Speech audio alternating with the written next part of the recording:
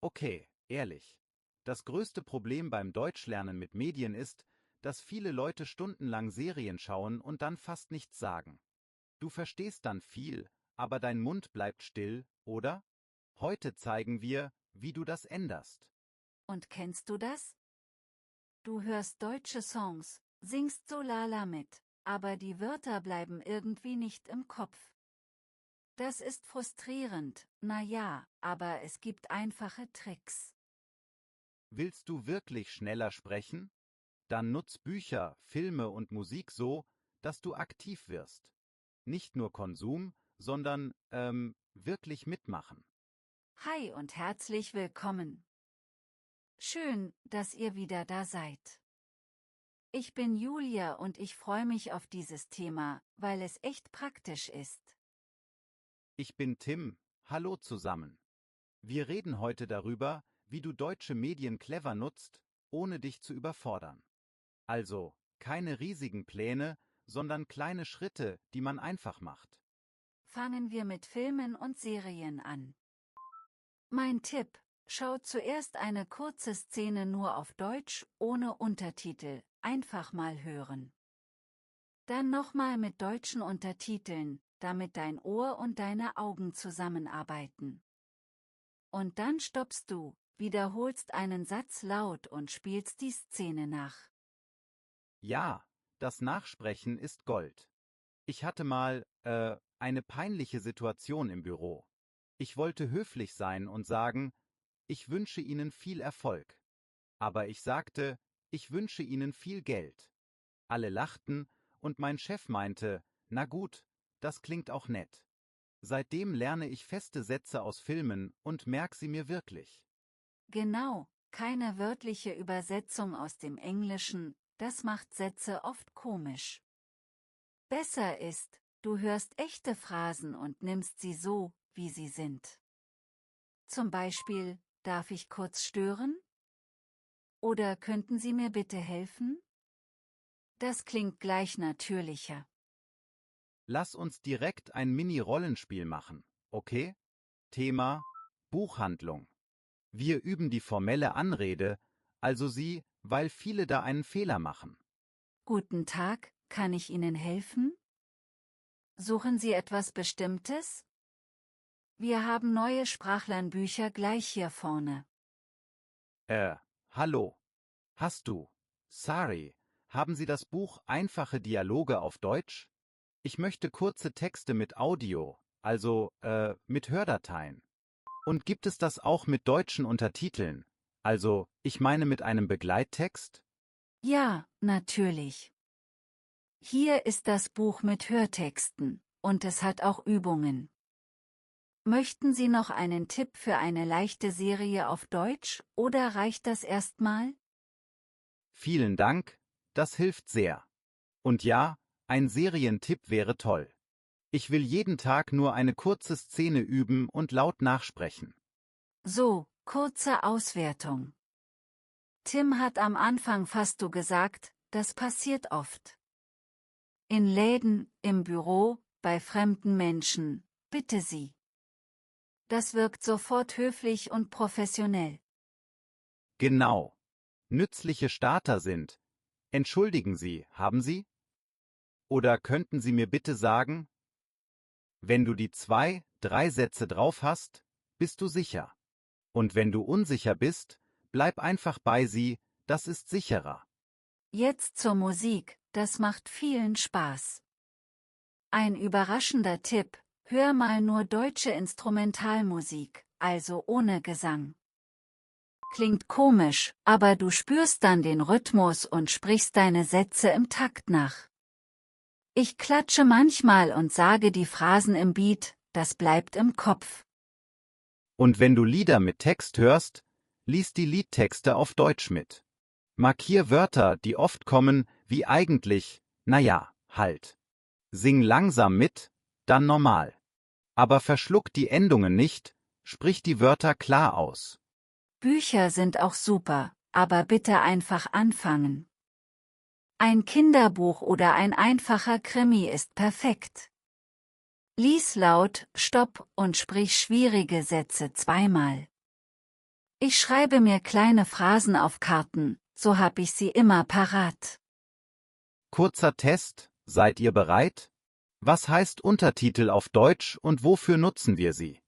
Antwort: Untertitel sind der Text zum Film oder zur Serie, und wir nehmen deutsche Untertitel, damit Ohr und Auge zusammen lernen.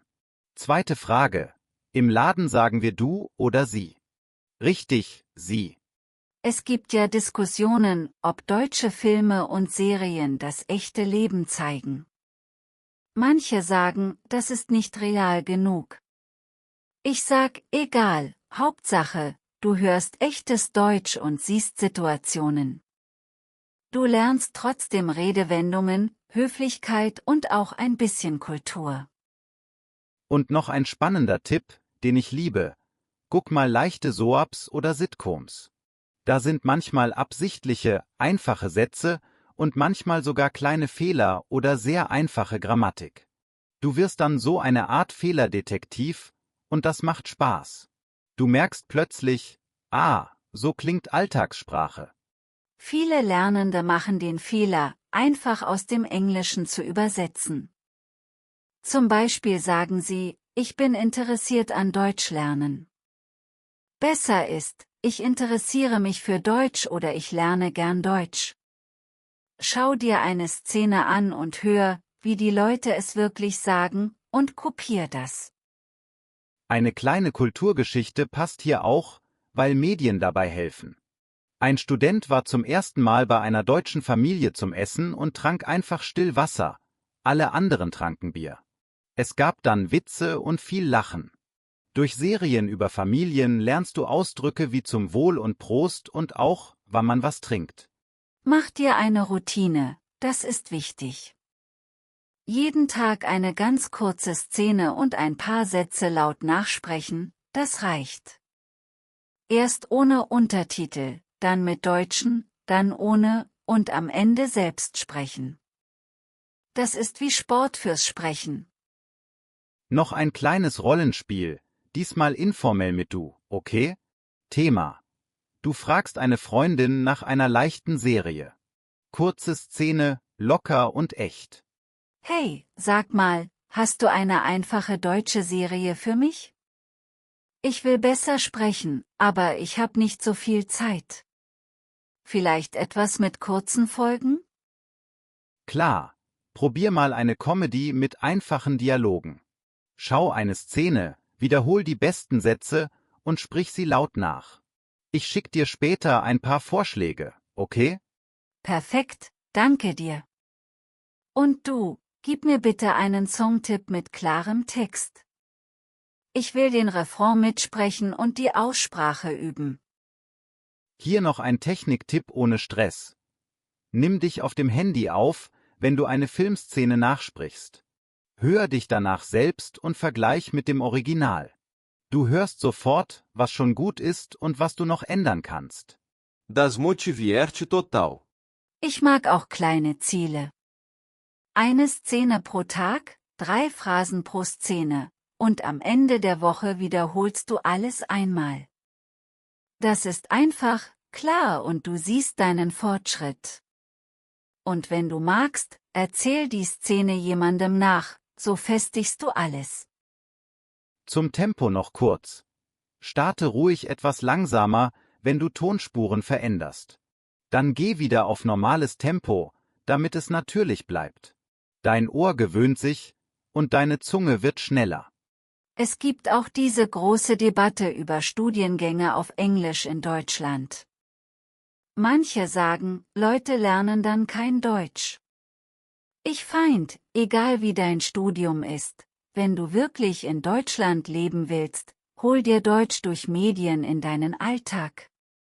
10 Minuten pro Tag mit Film, Lied oder Buch machen einen riesigen Unterschied. Kurze Zusammenfassung, ja? Filme und Serien. Erst hören, dann mit deutschen Untertiteln, dann nachsprechen. Musik, Rhythmus fühlen, Texte mitlesen, klar aussprechen. Bücher, einfach starten, laut lesen, Phrasen sammeln. Und denk an die Höflichkeit, im Laden sie, mit Freunden du. Jetzt zu euch, Welche deutsche Serie, welches Lied oder welches Buch hat euch echt geholfen? Hattet ihr mal eine lustige Du-Sie-Situation, so wie Tim mit viel Geld statt viel Erfolg? Schreibt eure Tipps und Geschichten gern in die Kommentare, das hilft allen. Wenn euch diese Folge gefallen hat, gebt uns gern ein Like. Und abonniert den Kanal, dann verpasst ihr keine neuen, einfachen Deutschtipps. Teilen mit Freundinnen und Freunden hilft auch, klar. Danke fürs Zuhören, ihr Lieben.